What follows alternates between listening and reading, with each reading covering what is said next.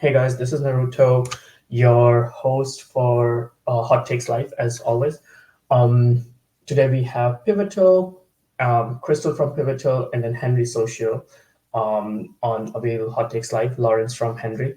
So, I just want to go through on what the point is here, what's the main topic, what are we going to talk about. The idea here today is that we have the consumer crypto apps, and then we have L2s. So we want to see on how we're bringing, like the next, I won't say million users or a billion users.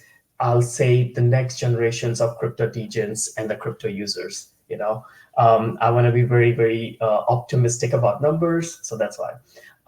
Anyway, Christel, can you please introduce yourself and what are you building? And then Lawrence, you can introduce yourself as well. Sure. Thank you so much, Naruto, and great to be here today with Lawrence. Also building out your own consumer take on onboarding millions into the Web3 space, right? So hi, my name is Christel. I'm the co-founder of Pivotal as well as BoltOS. So at Pivotal, we're basically a culture chain. It's an L2 built on Optimism Stack, and we're already in 10 million TVs all around the world. We work with the likes of blue chip partners like Bloomberg and OneFootball to the everyday creator that's live streaming and creating content on our platform. And we're now focused on building out this L2 to bring all these users on chain. That's just really what we're trying to do. And of course, working with the best in class infrastructure partners, also with the likes of people like Avail, for example, to make that mission happen. So we're really excited about this and look forward to sharing more on what we're doing. Thank you. That sounds really cool. And then for me, hi guys, I'm Lawrence, co-founder of Henry Social, and we're building an on-chain rewards product that lets users earn crypto while they shop. And the thesis here is that everyone shops, right? And everybody wants to save money. Everyone wants to earn money in different ways, and we're going to offer that in a sort of a cashback model. So users will be able to download our extension. You can go to Nike.com, for example, place a purchase the normal way you would have, and then through our app, you're able to get crypto back into your Henry wallet or connected EOA, and then you're able to automatically stake that in a yield provider, and you're able to accrue your savings. This is an extremely powerful mechanism to get not only Web3 users additional crypto, but also a way to onboard a massive amount of Web2 users, which is something that we're super excited about. The vision of our company is really to become a retail commerce super app, and this is something I can maybe touch on in the future. And that's why we actually partner with infrastructure providers such as Avail, just because we believe in the development of a full stack, like a legitimate full stack product, just from front end, back end, all the way down to the chain components. We want to optimize that fully, and we believe that for us to achieve the super app vision, we need to have the best infrastructure on the market, which means partnering with platforms like Avail. I basically, I've been hearing about Pivotal and Henry for so long. So I've really wanted to get into your documentation, look on what it looks like. And Christel, I looked up the whole BoltOS and then everything you're trying to get into, and I think there's good number of streamers as well. I do not remember the exact number, but there are people. I went to the website, was very the UI was flawless. I can just say that it was very nicely executed, and same goes for Henry. Your documentation was really good. I was in the docs and then I was looking at what to do, how to do it. So that was pretty good. So we're gonna deep dive into the BoltOS Pivotal ecosystem first, Christel. And then I'm going to ask you, I've seen this, I've seen multiple things when it comes to Pivotal. So there's a Goodle and then there's a BoltOS. So what is Goodle and how they, integrate together? How does it fit into the BoltOS ecosystem or Pivotal? No, thank you so much. So I would say to understand the whole ecosystem and what we're trying to do, we have Goodle, which is our meme-inspired liquidity community-driven project. We have BoltOS, which is our OG ecosystem, right? That's the bread and butter of what we do. Immersive streaming, creator economy, blue chip partners. And finally, we have Pivotal, which is our L2. So there are three core components.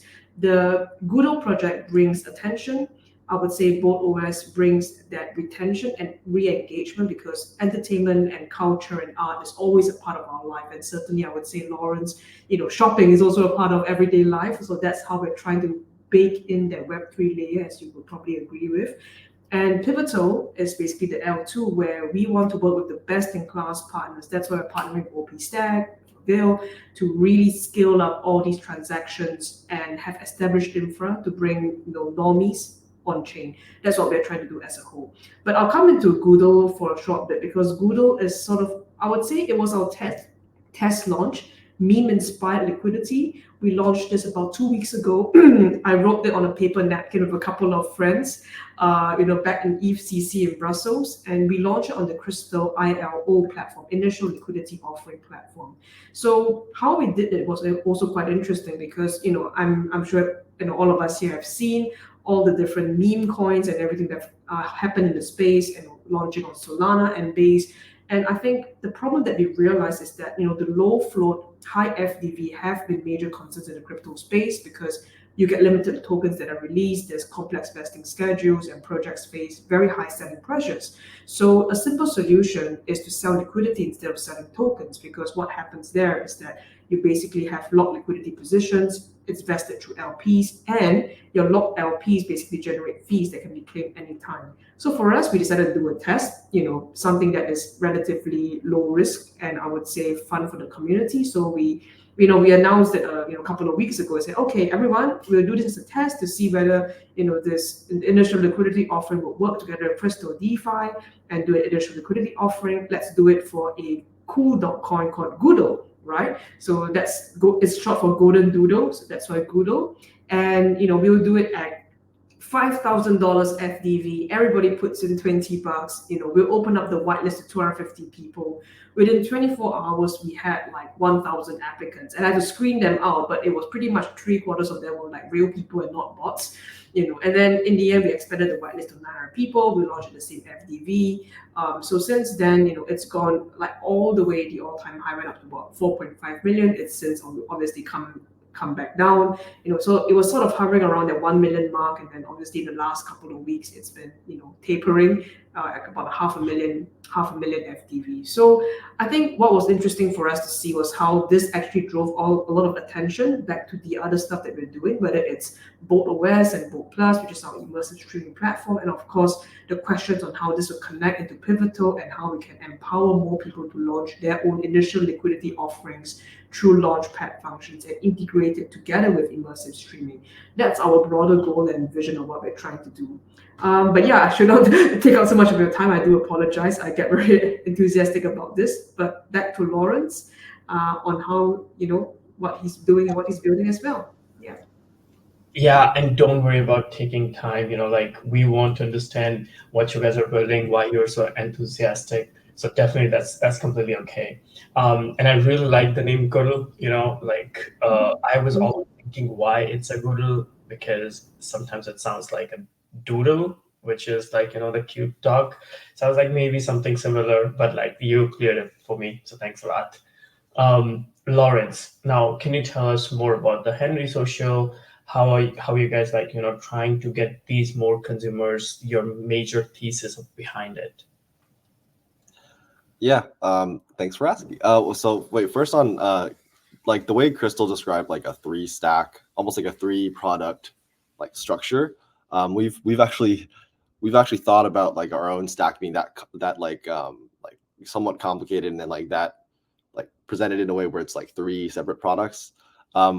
I think that's definitely someplace that we're actually going to get to, where it's eventually with the super app vision, we're going to have to break it up into components that are easy for people to understand, and probably present ourselves as that. But what Henry Social is doing, we're starting with the top layer. We're starting with the consumer-facing app, the app, well, whatever you want to call it.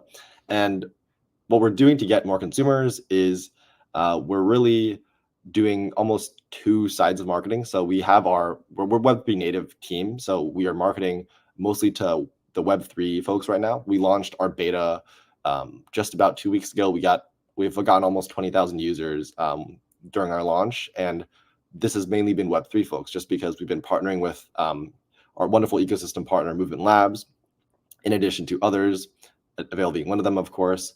And we're basically serving these communities, and we're getting them like crypto back on the products that they shop for. And one strategy that we have is that we want to cater towards various ecosystems. So the nice thing about our product is that we're sort of like fundamentally chain agnostic. We can give cash back in whatever cryptocurrency is, I guess hot, or it makes sense like unit economic wise. Like we could give Move token, we could give I don't know, like Arb token on Arbitrum or something like that.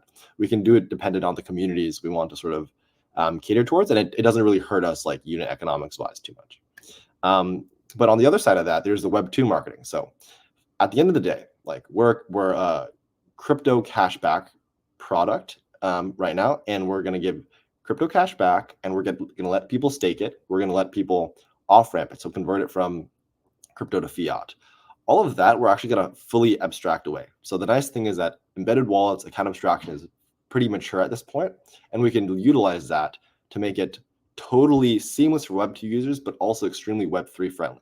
So you can connect either your EOA or your or like just create an embedded wallet through our platform, and we're going to just do a totally different marketing strategy with Web2. It's something we're experimenting with, but like Web3 people like us like Twitter and like Farcaster, and I like it's a little bit a bit of LinkedIn, but the way we reach Web2 folks is probably going to be Instagram and TikTok, and you guys are gonna see a little bit of a push there in the near future, and that's very exciting to us, because for the Web3 space, this is a little bit of an uncharted territory, especially given that the market sort of we want to take over, just because we strongly think, or I'm fully confident in the fact that our product offers sort of undeniable value add compared to Web2 competitors. So anyone that actually wants to save the most money and earn with their cash back will choose our product. And you don't have to be Web2 or Web3. It's kind of like a no-brainer there. Yeah. Okay, so I have a follow-up question for that. And this is like, just got me thinking. Is like when you, for example, I have this browser extension on my, on my Chrome side, and it's like on my personal account. Whenever like I'm trying to buy something on on Amazon, I get a Capital One notification, and they have like a cashback thing going on or something like this, right? So my major question would be like, number one, how do you compete with that? Because Capital One is like a big giant, everything like that. They have a very straightforward process, and then they tell you like, here are like the details, and you get like, you're eligible for 4 different types of cashback. You can choose only one. When it comes to Henry, what I'm thinking, and I've not entirely used the dApp yet, but what I'm thinking is like, I order something from Amazon, and then there should be an extension or something, and then it gives me crypto, but like it also depends on my major question is like, how's the market value of cashback from a Capital One perspective to a Henry perspective? Yeah, this is a great question, and a lot of people like are like, how do you compete with like the credit card companies or whoever, like Capital One giving cashback? Sure. Is that it actually stacks with that. So we are not like operating in the same way. Like I imagine you're getting cashback like through a credit card with Capital One. I'm also happy like Capital One user, and when I shop with Henry and Capital One, I get both, because the way we're monetizing, I guess the way we're giving you actual rewards is through affiliate marketing and affiliate programs. So we have relationships with affiliate networks and these merchants, and we're able to pass a portion of that affiliate commission back to you as a customer. And there's actually multiple ways that we're making it so that you actually get more cash back compared to these alternatives. Alternatives you might hear of being like Rakuten or Honey. These are quite popular ones. And we're making it so you actually get even more cash back, because we're able to make our money in other ways. I hope that answers your question. Yeah. So So my another question, and like it's because I asked the previous question because this was the major question, is like when it comes to cashbacks and giving people the value, there are always you guys are burning some kind of cash, or like you're paying for it, right? How does that work out? Because what I remember from very past when I was into like looking or researching, I remember that when PayPal or something similar came out, they were giving like vouchers or cashback things where like the company was burning a lot of money. How does the cashback work with like the modern era with you or like with Capital One? How are you guys getting this so much cash to give out to people, like the cashback to people? Right. I'd say, okay, because Capital One and credit card companies, the way they do rewards is different than cashback. Let's actually switch the terms up. So let's do affiliate cashback being like Henry and like Rakuten and Honey, and then like credit card cashback would be like Capital One and any other credit card you think of. I believe I haven't actually studied this, but they make a portion of the cashback from like the actual fees it takes to accept their payments. But we do a totally separate thing. So I'll go through the whole flow. Essentially, we have a partnership with, let's say, Hoka. That's one brand that's on our site that you can shop at. And they give us, I'm just going to simplify it. Let's just say they give us 10% of the purchase amount as a commission. So the reason why they give us a commission is because we are directing users to their website. And the way it works is that you go to the Hoka website, you have our extension pop up that says activate rewards, and then you click it. And what's happening is the link is being redirected to our affiliate link. For the user, it doesn't really matter. But what happens is that we get a commission. So let's just say we get 10% of the purchase amount and it's $100 purchase, we're going to get $10 in commission.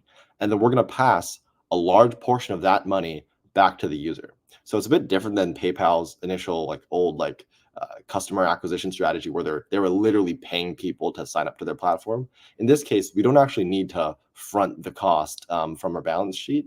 We instead just pass a portion of that commission to you guys. And that's how we're able to create like a sustainable business and give you guys cash back at the same time. And the yield aspect where it comes in is that like once you get the cash back, you're also able to stake it in our vault, and we can do multiple things there that earns you more on your cash back. Hope that answers the question. So is that okay? Is that clear? Yeah, no, now it makes a lot more sense, like how everything's working behind the scene, and like me going to a website and getting the cashback there, or like anything. That's actually a very good idea. And like I need shoes. I'm a big shoes like Hoka, and I have like multiple barefoot shoes as well. So I think last month I ordered like 5 pairs of different shoes. So maybe I'll try that out.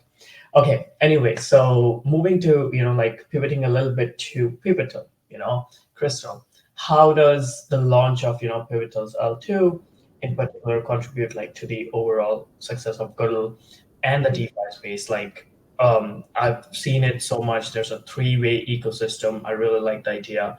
Can you explain a little bit more there?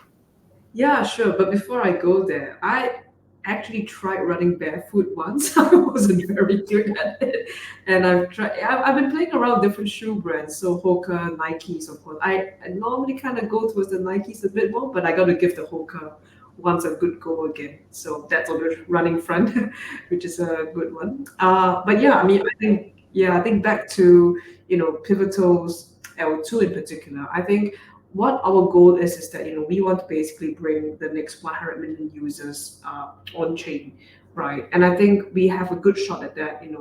We'll start small and scale from that, obviously, because we have best in class blue chip partners. We just signed a big deal in the US that hopefully can go live next year as well to accelerate that vision. So that'll be really exciting for us. One of the biggest brands in the US. But I think the main thing is we need to become a magnet for liquidity. So coming back to the Goodle point, why that's so important for so many reasons is because I fundamentally believe that people can look on the outside and laugh at the memes, and they laugh at meme coins and all of that. But you look at the last bull cycle, NFTs like took the whole cycle by storm, because normal people actually could identify with the whole idea of art and culture, right? So similarly with meme coins, it's a point of emotional resonance that's actually quite important for normal people to find that association with when it comes to crypto. So similarly, I think being able to inspire that meme inspired liquidity is going to be really important for us, and I think this would be the perfect mechanism for us to be able to support those low FDV token launches for creators in particular that are across the BoltOS immersive streaming network. And we'll be able to distribute these LP fees back for the community. And I would say the accelerated liquidity injection over the next 2 years is going to come from Optimism superchain bridging, and obviously also the XLR integration with other EVM chains, whether it's through Squid router, whether it's through swing.xyz. I think that's sort of the things that we're looking at right now. Gaming is also a very big part of our roadmap that we're looking at the moment. So we plan to do some custom Fortnite maps together with other blue chip partners to bring even more users on chain, and we can truly become that culture chain when all of that takes off. But the first thing is to be able to attract that liquidity in and scale from there. So we're excited about that. Okay, so I really like the whole idea on what you guys are doing. Is there some alpha that you can share? Like when is testnet, when mainnet, something for the audience. We have like 2,000, almost 2,000 viewers right now. So is there some kind of alpha that you can share? If you cannot, it's completely okay. Okay. Well, we hope to go on to mainnet in October for Pivotal. I think most of the work and infra is already done, so we're just kind of looking at the launch plans, and hopefully we can get users to start earning their points. And if you're a Goodle holder, if you're a Bolt holder, you will always get first access to the upcoming token launch. So stay tuned for that. That's what we will see. Yeah. That's very good. That's really nice. So moving to like the whole Bolt Plus idea. I want to learn a little bit more on how does it work with crypto native. Like what's the main plan to have like a streaming platform and having like crypto native people, and then does it also help in bringing Web2 users or like some consumers? How does it work out? And like I'll go with a similar question to Lawrence, but like I want to understand from Bolt Plus, model on like what's the point with the streaming and how we get multiple people from every industry. Yeah, sure, no problem. So I think maybe just to kind of briefly touch upon that point. So at BoltOS, and you can check us out at boltos.ai. We are a revolutionary streaming ecosystem. We've been around for 6 years, and that has taken us, into partnerships with some of the most recognizable brands in the world, like Bloomberg One Football, Hisense TVs, and these are not just partnerships we signed yesterday. These have been partnerships that have been going on for years, and we know the teams very well and work very closely with them. So at BoltOS, what we're trying to do is, to really look at the future of streaming, what the future of YouTube could be like, and we're basically making that technology really accessible to everyone around the world. So just as you think of YouTube being, a warehouse for videos, Twitch is all about gaming. We want to be that home, for either Web3 creators or even in the future, supporting creators that are creating lots of great content around AI. I mean, we're really seeing a lot of that, even on Twitter now, on X now, where people are sharing their mid-journey graphics, things from Luma.ai. So we want to bring a lot of that content also onto our platform. We run advertising on them. We distribute the rewards back to their communities, and creators are not just able to earn from transaction fees or subscriptions. They're also able to earn from these low FDV community launches that can power their own customized brand experiences. So that's what we're trying to do, and we want to bring all of that culture on chain, and give, I think, Web3 a more alternative image. I would say that it's not just about DeFi and restaking and Bitcoin all the time. It's also about, I think, something a part of everyday life that everyone enjoys, which is why I think this conversation is so important, because someone like Lawrence, for example, he's doing a lot of stuff on the commerce side, and everybody shops, everybody buys stuff. We need that, having that cash back and having the community earn from that is a very powerful way of re-engaging the community. I think similarly at Avail, why working with a great data availability partner as well is so important is that you're able to take a look at scaling, increased transaction volumes across the board. You're able to look at how we could bring down the cost, overall for infrastructure partners that are within the on-chain ecosystem. So all these are, very important for scaling, sustainable businesses for all of us, not just, us as owners of the business, because at the end of the day, we need to be able to do that for our community, for the business partners that we work with, and scale revenue lines to the creators and partners that we look after. Yeah.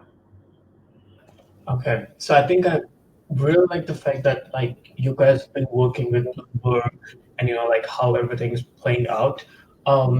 So does that also I want to understand like how the partnerships work in like a streaming platform, if I were, for example, HBO, how would it work out with us?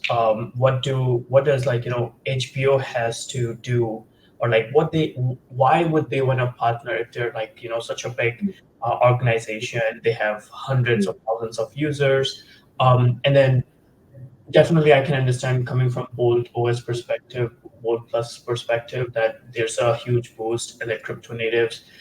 They also get very much benefits. But like what is it for like HBO, Bloomberg to Yeah. be partners or to be working with us? Especially like because maybe people on the board there in Web2, they might hate crypto natives, Not hate is a big word, but like they might make fun of us. So what's the point there? Yeah, sure. I think that's a very good point. So let me answer the first question. Why would someone like a Bloomberg want to work with us, and why does it matter to them, right? I think there are two reasons for it. Fundamentally, if you look at someone like a Bloomberg or HBO, but we'll look at Bloomberg because we're very familiar with the brand. Bloomberg is a household brand. They do amazing programming, amazing content, 24/7, but they still are looking at tapping into new audiences. Their focus now is not just looking at engaging with thought leaders and decision makers and the financial markets. They need to re-engage with the children of these decision makers too. That's their ongoing challenge that they want to tap into new audiences. So that's number one. Number two, I think the world is fundamentally changing. So just putting out a channel and posting and praying is not going to work all the time now. You need re-engagement. You need to look at new revenue lines. Games could be even a good way to distribute content. Look at how many brands have gone onto Fortnite and done customized arenas, right, to re-engage, right? So I think for Bloomberg, they're all about trying to be innovative, and they don't want to be the last innovator. They want to be the first innovator. So we are looking at a lot of interesting ways to do Web3 together with them. They're super open to that idea. We've been working with them for quite some time. So we distribute, not just their 24/7 live stream. You can go to boltplus.tv/Bloomberg TV Plus to watch their live stream 24/7, free of charge. We're introducing ad rewards drop to users very soon as well, which will run on Pivotal. So that's number one. We also distribute a lot of their really great originals content programming. So we currently have one series that is already live on the platform. It's one of my favorites, The Circuit with Emily Chang. So when she interviews all the thought leaders of the day, like Mark Zuckerberg about AI and VC culture, benchmark capital, etc. So a lot of this content, which is very Netflix style, is also on our platform because we want to work with the best-in-class content partners, basically, and give them new audiences. BoltOS as a platform and BoltPlus.tv, we're actually distributed all around the world. A lot of our users are from South Africa, Australia, the Middle East, Europe, right? And these are markets that Bloomberg may or may not have a foothold into. So I think that's how we present as a proposition to them that's exciting because they can access new audiences, look at new consumer habits, and potentially also put one or two fingers or toes, into Web3 at the same time, and that's the ongoing process that we are doing together with them. Yeah.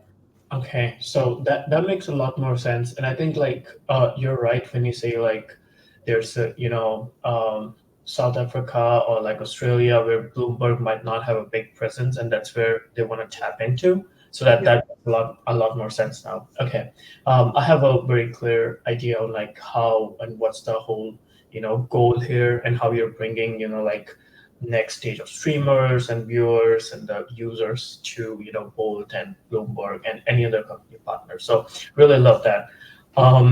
So similar question to Lawrence, and like we have already talked about it, of getting consumers into Web3 space. But let's shift a little bit gears into, instead of like going through the Henry again. My point is like, how are you guys targeting? I remember you said there's going to be an Instagram marketing, there's going to be TikToks, which is I think great.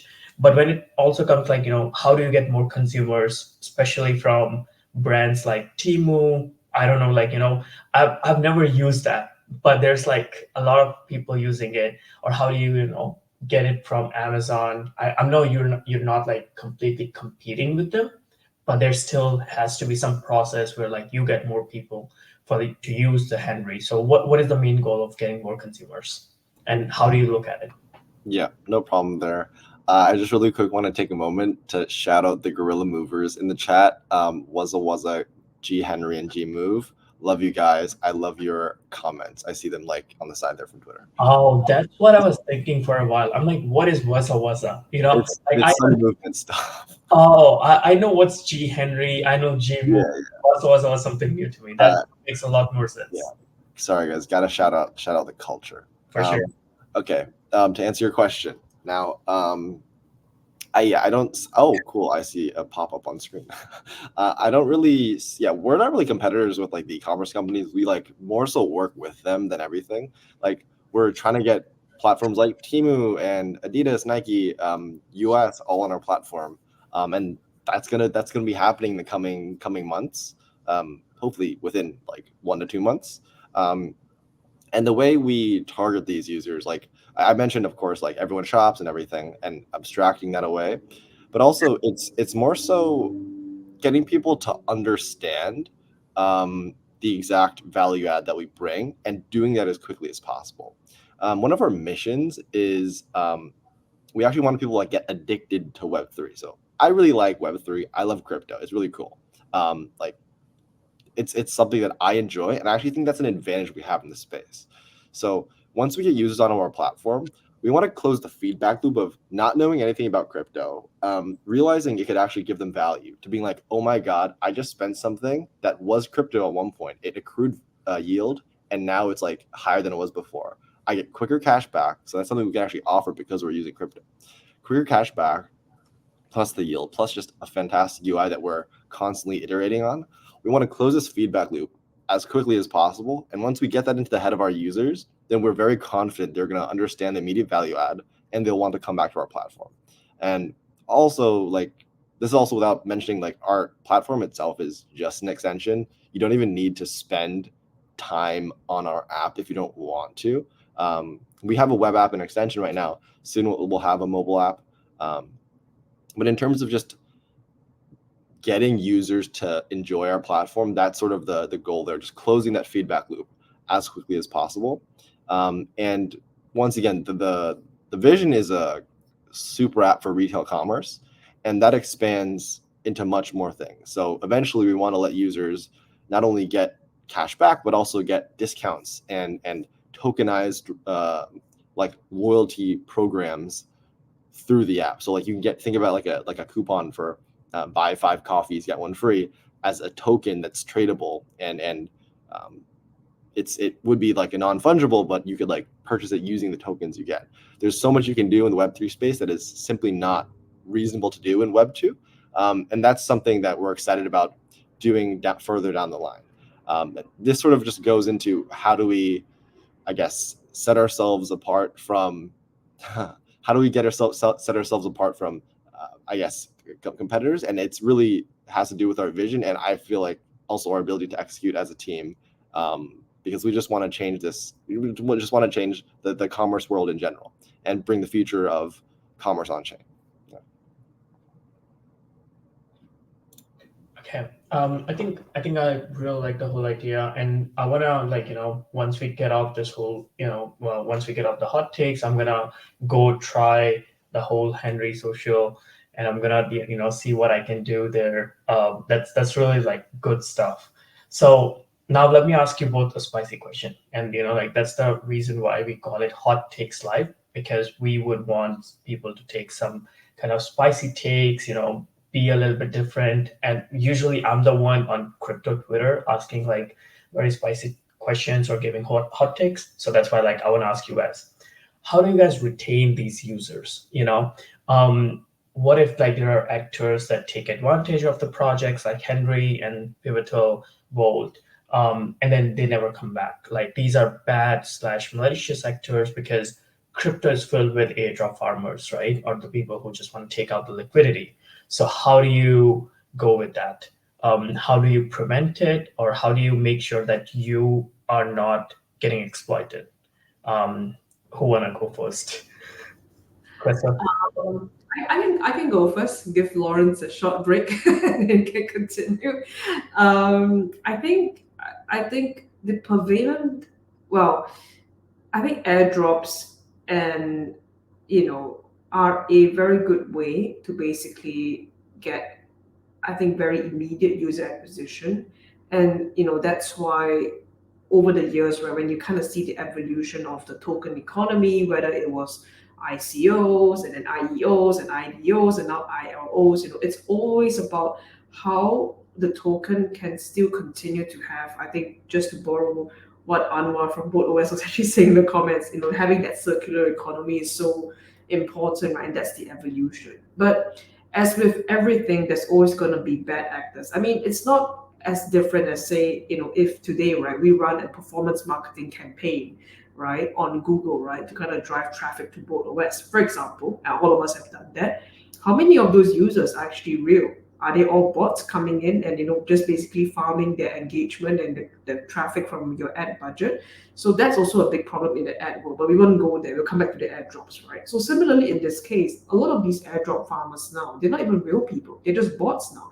They're very sophisticated bots. There's all the MEV stuff that's happening right now, as some of us know here.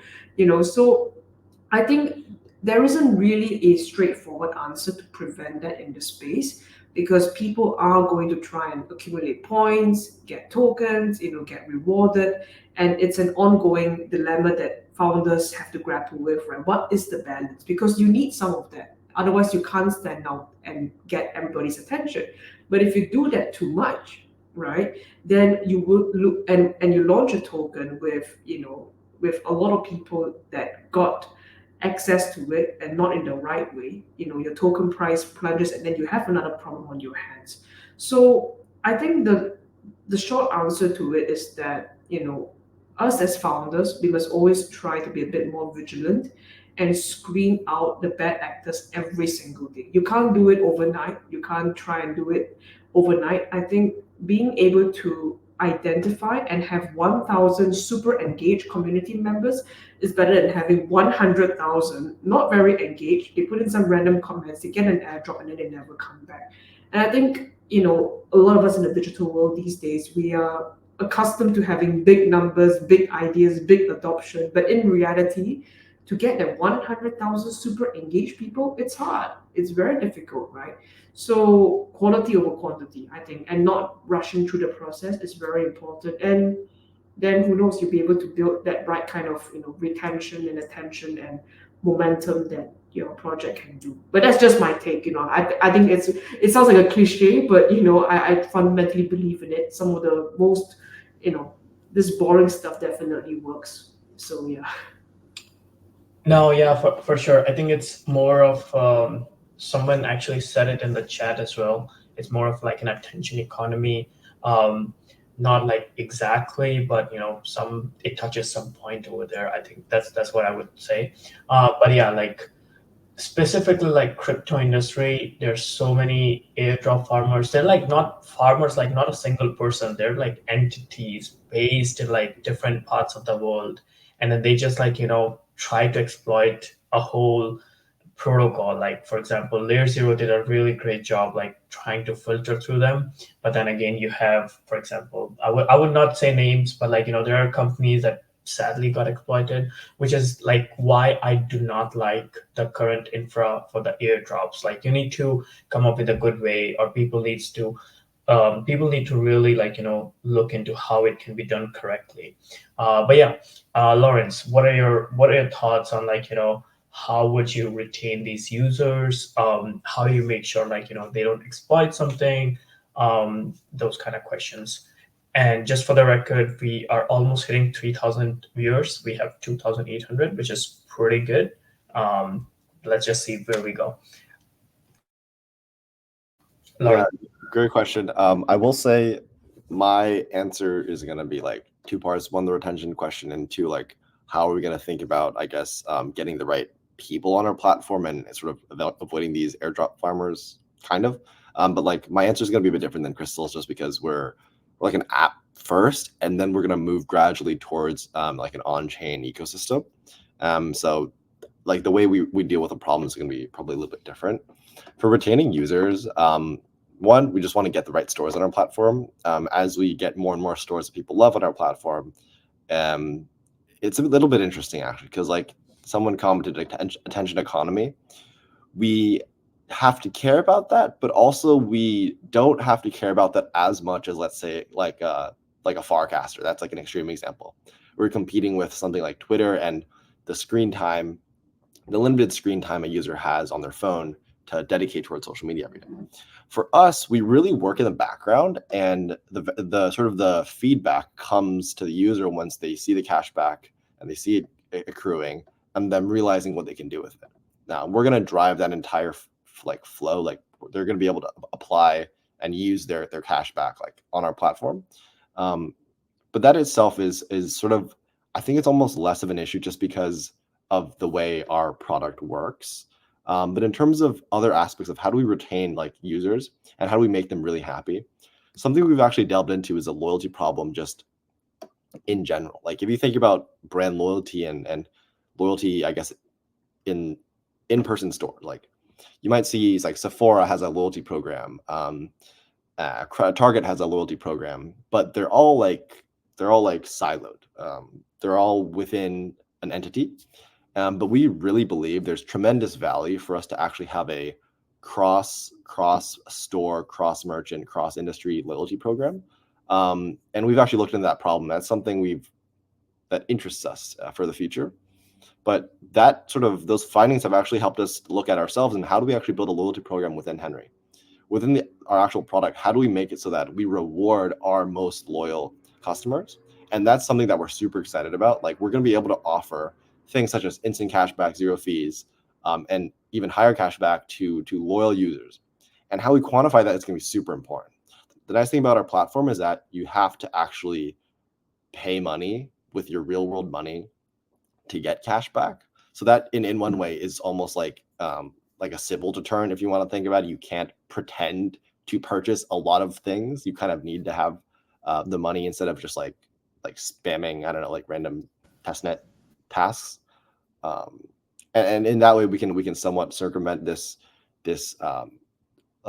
bot issue on the app side. Once we move to the chain side and actually utilize things like Avail and build out sort of a more on-chain ecosystem to fulfill our super app vision, we're going to take a lot of time to think about how we work out our tokenomics and how we actually create this incentive structure, because we very much may opt for this sort of gated L2 ecosystem. It's still something we're experimenting with, but we might go for something between like an app chain and like an open L2. Yeah, I think I'll have a better answer for the chain stuff as we move more towards.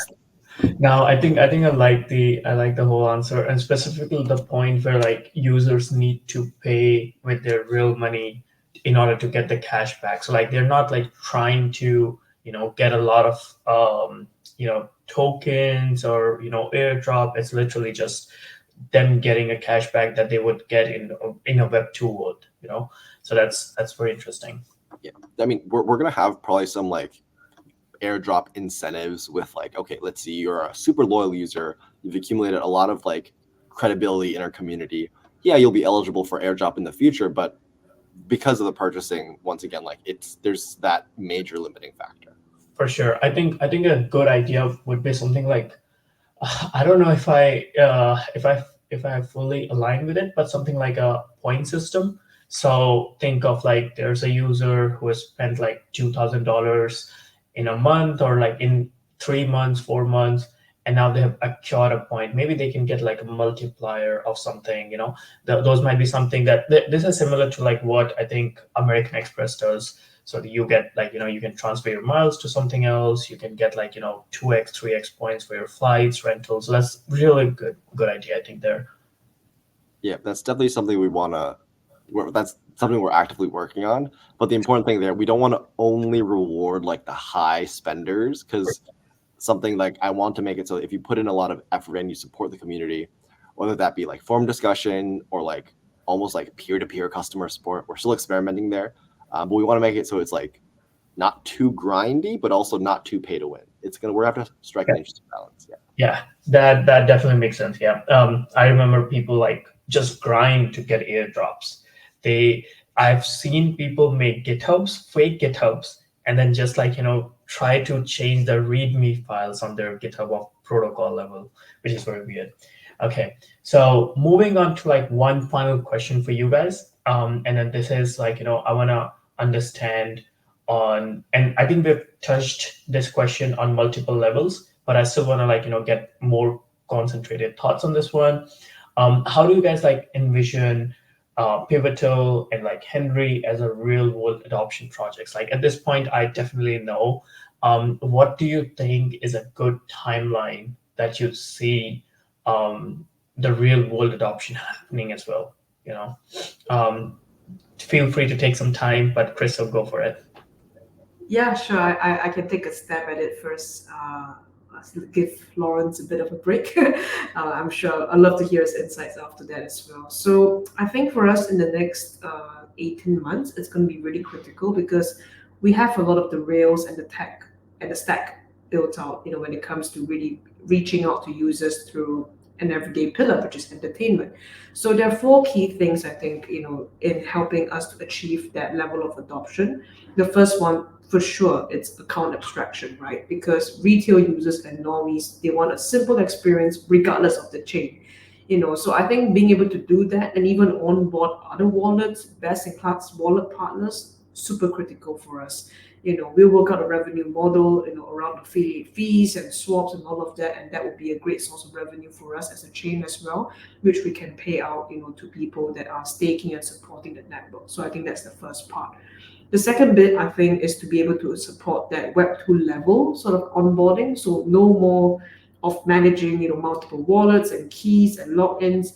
I mean, right now, right? I mean, if all of us here use, say, even a Trust wallet, for example, you just use Face ID, right? And then you log in, ding, done, right? I think a lot of that should be super simple, or even what Ton has done, right? With the Telegram-based wallet, that's a fantastic way of doing that, and they've got like 40 million wallets now, right, in the platform. So that's the kind of Web 2 level onboarding that we want, and Telegram Ton blockchain has proved that you could set up a really super successful everyday app, right? You get a wallet in, you do, you allow people to play games and do stuff, and you get adoption immediately, right? So that's something that we're looking at. But I think where the pivotal difference lies is our level of cultural acceleration, right? We have access to great content partners, big, anyone in between, your independent content creators who are, sharing about their passions, whether it's AI or gaming or crypto, right? Music. We've got so many great creators on our platform that we hope to continue to accelerate and provide new revenue streams for, and certainly permissionless revenue streams that are driven by the community. And that would lead on to my next point, which is having that sticky experience, having a reason for users to keep coming back for more and transacting. So that's why I think a lot of the bread and butter DeFi use cases is going to be important, and that is what we will support. So we've already built out our AMM. It's called Goodle Swap. No one. I don't want to put it as Pivotal Swap. Sounds very boring. So Goodle Swap is our AMM. We have our Block Explorer and all of that all done. The tooling is all done already. So our basic DeFi use cases will continue to be supported, but I think where the normies come in to really accelerate us to the next 100 million users is going to be this 4 points. So account abstraction, Web 2 level onboarding, cultural acceleration, and being able to have that sticky experience. Yeah. Definitely love that. The whole idea. And then Lawrence, you wanna follow up with your thought process over there? Yeah, Christel kind of talked about a lot of like important aspects that also apply to us, like account abstraction and just like Web2 onboarding. And I think something that we uniquely have to struggle with is like on the marketing side, what is the most digestible way to get people to understand they're using like a crypto product without like having some of the cultural backlash of using a crypto product? Because in the US, it's a little bit weird, whereas like some people think crypto is awesome and blockchain is super cool. Some people think it's like some people only think of FTX, which I totally understand. And like the NFT scams that a lot of celebrities run or have ran in the past, and that's something that we are going to have to figure out. But from user testing and like doing interviews with different types of people, we've found that people are very curious about the space and they want better solutions to sort of ways to earn money while you're doing normal things. And cashback is something that's people understand, and people also will be able to see it can be done better with Web3. And the nice thing about cashback is that it's not the same thing as, oh, I'm depositing my own money, I'm depositing my own savings into the platform. No, this is money you wouldn't have had anyways. So people are much more open to actually like stake, the idea of staking, yield staking, and other things, and keep it in crypto. And of course, like with account abstraction, the key management risk largely goes away. Passkeys are nice. For mobile, actually, we're probably gonna experiment with doing. That's funny. We're gonna look at passkey native sort of like wallet creation, just because like in the US, so many people have iPhones, and I'm sure Android also has like the ability to do like passkey authentication, and like that's super nice, and it's like super safe. Overall, a combination of the right type of marketing plus our app just being sufficiently abstracted without forgetting about the important Web3 users. So you'll still be able to connect your MetaMask. You can do all of the intensive Web3 degen stuff you would do otherwise, but it's just that we can cater to everybody.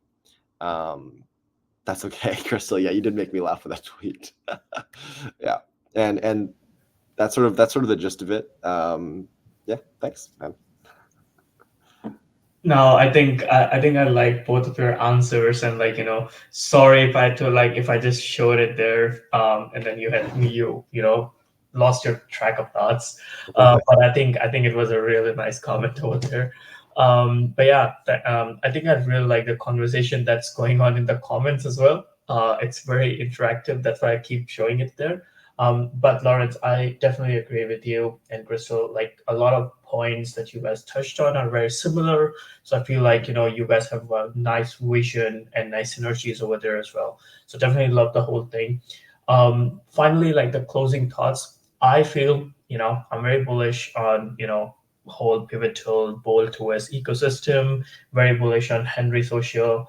I've heard good things about Henry from Movement Labs team, Roshi, Thorab, all those people. So definitely like very very best of luck for both of you guys. What you're gonna do next? Very excited to see where you guys end up taking your projects. I'm gonna support you from the sidelines. If someone needs to connect with you, how can they reach out to you? How they can contribute to your respective orgs? You just want to have some final thoughts and some comments over there? Yeah, I think for us, super simple. Hop into our Discord. We've got a great community there. So it's discord.gg/BoltOS. Or if you like the Goodle one, you can do the same, discord.gg/Goodle. We've got a great community. I jump in quite a fair bit and very happy to have a chat there. I'm always on X, Twitter, whenever I can, if I'm not on the road or if I'm not actually doing some work or any meetings. So those are the easiest places to find me. And yeah, let's continue building together. Look forward to having after AMA chat with Lawrence as well. We're very keen to see how we can work on some interesting integrations together. Yeah. Definitely. Likewise, Christel. We'll love to continue the conversation afterwards, and there's a lot of synergies there. Thank you again for Naruto for bringing us together in this conversation. It's really nice. If anyone wants to reach out to me, I updated the headline. So there's at Henry Social XYZ. That's of course our company Twitter, and then my personal Twitter, Lawrence Lim XYZ. My DMs are open. I'd love to have chats with anybody. If you're building interesting projects, you want to collaborate, I'm totally open to it. Also, our Discord is very active, and that's another good way to reach out to me. Best way is probably Twitter, actually, but I'm in the Discord like all the time. So yeah, up to you guys. And we'd look forward to anybody reaching out. Okay. Really love the whole conversation. Thanks a lot, Lawrence. Thanks a lot, Christel. I think it, the whole support was good. Oh, I got a shout out too, and Naruto, of course, for being a great host. Thank you. This is like probably one of the few times where I got a nice comment over there. I'm kidding. I get it all the time. But yeah, I'm gonna be ending the conversation now. And thanks a lot for people joining in. Good conversation, good interaction in the comments. And we'll see you next week with another hot take slide. Thanks. Okay.